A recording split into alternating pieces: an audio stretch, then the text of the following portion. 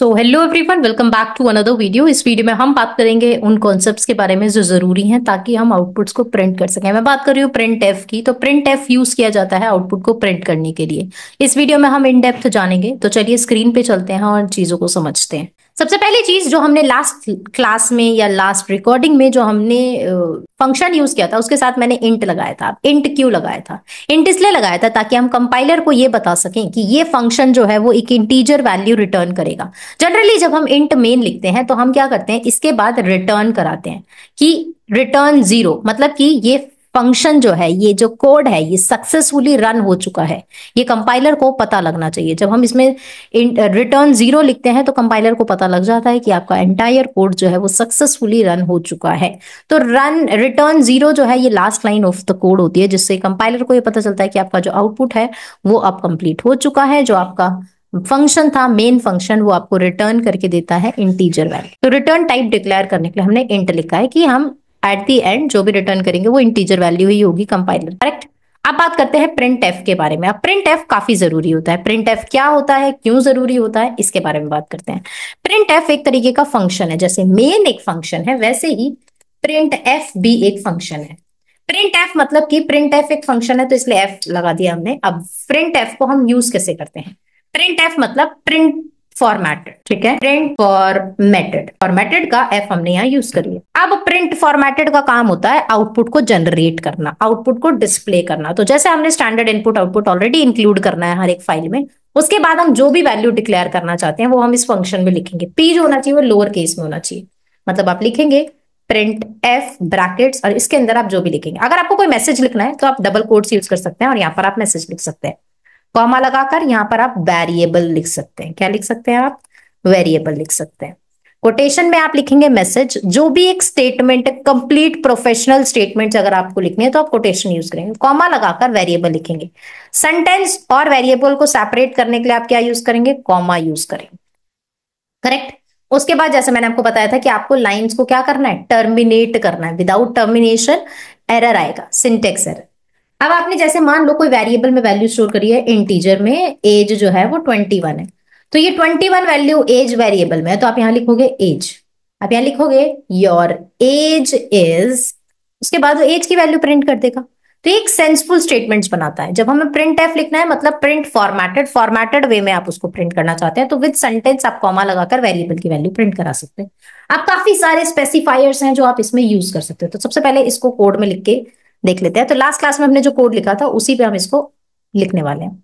तो सिंपली मैं यहां पर लिखती हूँ प्रिंट एफ, उसके बाद डबल कोट्स में लिखेंगे द लेटर इज। अब मैं इसी के ऊपर लेटर को डिफाइन कर, अब लेटर को डिफाइन करने के लिए मैं लिख रही हूँ letter is equal to C. Simple. अब मैं इस लाइन को भी टर्मिनेट कर, अब मैंने यहाँ पे प्रिंट करना है लेटर की वैल्यू, तो मैं क्या करूंगी, यहाँ पे लिखूंगी लेटर। इसको भी मैं टर्मिनेट कर दूंगी। और जब तक मैंने टर्मिनेट नहीं किया था रिटर्न पे एरर आ रहा था, अदरवाइज अब एरर नहीं आ रहा। अब मैं इसको कंट्रोल एस से सेव करके फटाफट से ट्राइंगल के इस एरो पे क्लिक करके रन कोड कर दूंगी और अब मैं देखूंगी कि क्या मेरे पास आउटपुट आया है या नहीं। अब इसमें क्या लिखा है कि द लेटर इज, उसके बाद कुछ वार्निंग जनरेट करी गई है। अब ये वार्निंग क्या है? वार्निंग हमें इक्वल टू के बाद दी जा रही है कि letter is equal to C लिखा है मैंने। जब मैंने letter is equal to C लिखा है तो लिखा है assignments make integer from the pointer without a cast. हमें इसमें क्या चाहिए था? हमें चाहिए था वैल्यूज, और जब हमने वैल्यूज नहीं दी तो ये हमारे पास एरर आ गया। अभी हम इस सेम चीज को नंबर के साथ करते हैं। अब मैंने यहाँ लिखती हूँ एज इज इक्वल टू 21, ठीक है। अब मैं यहाँ पर प्रिंट कराती हूँ एज।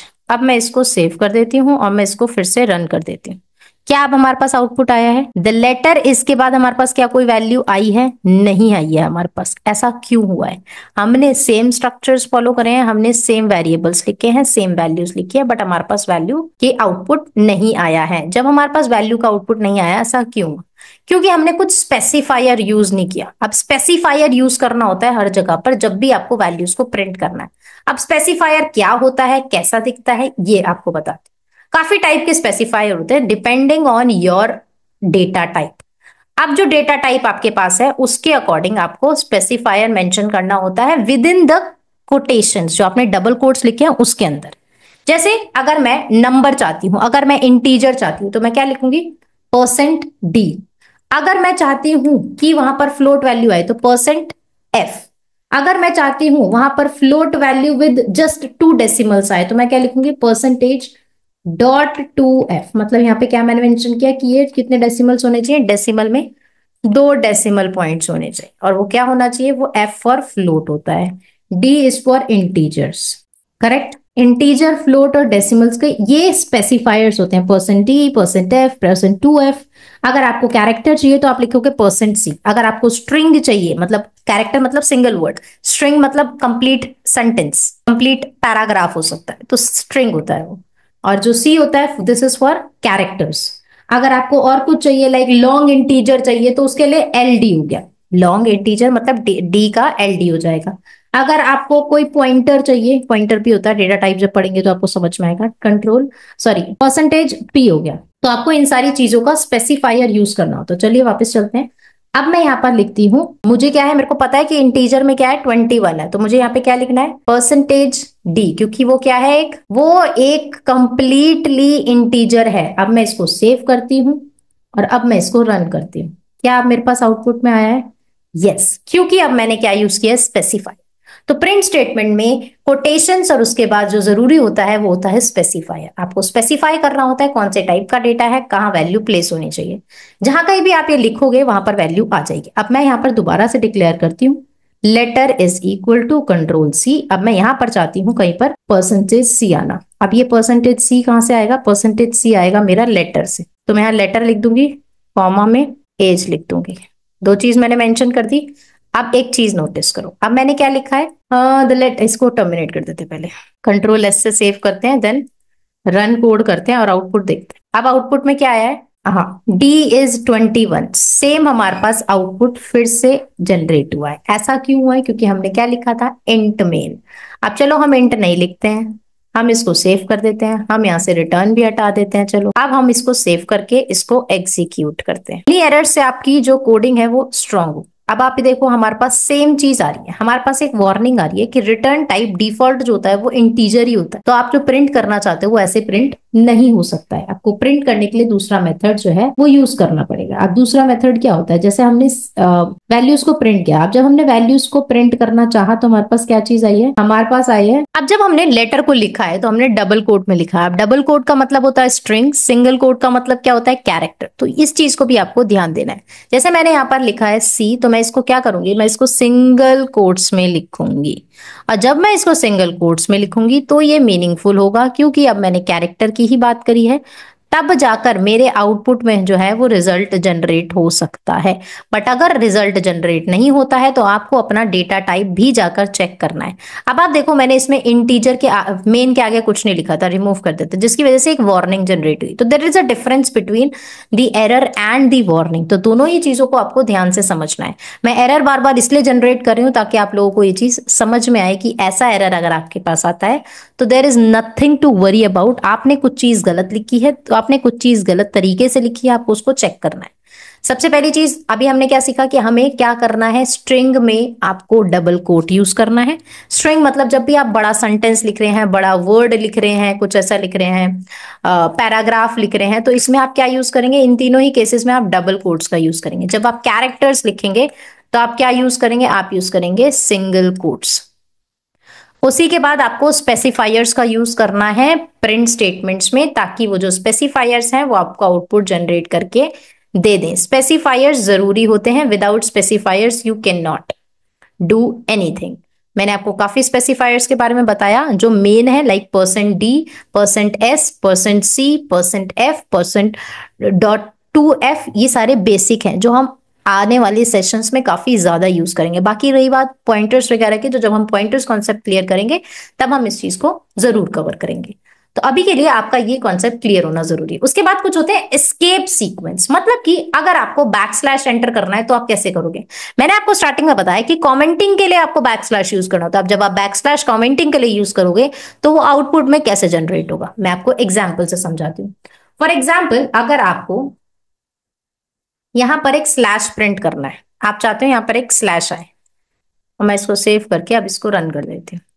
अब आप ये कि मेरे को क्या दे रहा है, मेरे को ये एरर दे रहा है कि warning unknown escape sequence. Escape sequence कुछ ऐसे कैरेक्टर्स होते हैं जिनको प्रिंट करने के लिए कुछ अलग चीजें चाहिए होती है। जैसे अगर मुझे ये प्रिंट करना है तो मैं ऐसे लिखकर अगर मैं इसको सेव करती हूँ, क्या ये अब प्रिंट होगा कि नहीं होगा?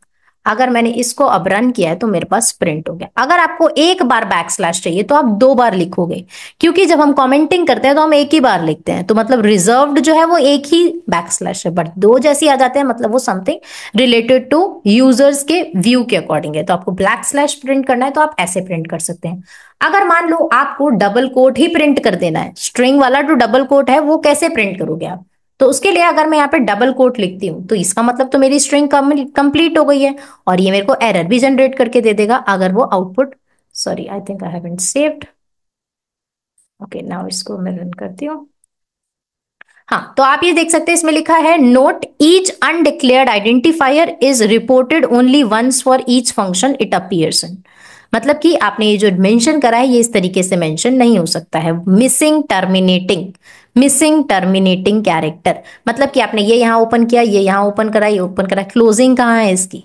तो मतलब कि ये एक सेंसफुल सेंटेंस नहीं बना रहा है। बट अगर इसी के आगे मैं बैकस्लैश लगा देती हूँ तो ये ऑटोमेटिकली इस कोड को ले लेगा, और मैं अगर इसको एग्जीक्यूट करती हूँ, वेट, तो यहां पर आउटपुट में भी मेरे पास डबल कोट्स आ जाएगा। तो अगर आपको डबल कोट प्रिंट करना है तो आप बैकस्लैश के साथ लगाएंगे तो ही प्रिंट होगा।